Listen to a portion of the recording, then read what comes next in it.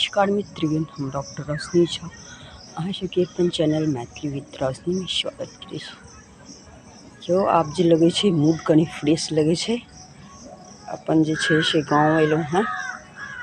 आप कनी mood fresh लाग रहल छे। साड़ी ताड़ी के बंधन से छुटकारा पाबि गेलहुँ।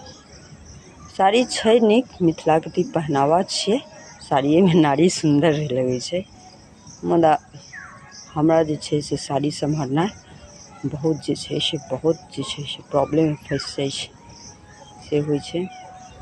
देखियो हम अपन छत पर छी, एता आम जे छे से फड़ल छे। अहूँ के देखाओ से ई छत पर का आम देखियो केहन सुंदर आम छे।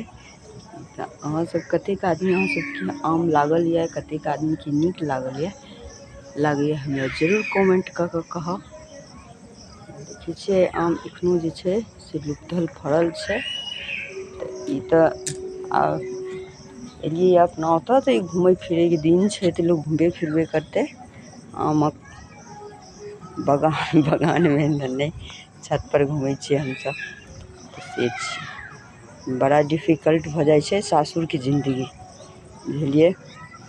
हमरा तो बहुत 2-4 दिन में प्रॉब्लम में फंस जाए छी। खैर तैयो तो लोग के रहे पड़ते, मजबूरी छे। अहाँ सबके जे छे से आम के प्राय हम एक बेर और देखने छलहुँ हैं। आब ये हम लास्ट स्टेज में छे, फिर एक बेर देखाबी अहाँ सबके।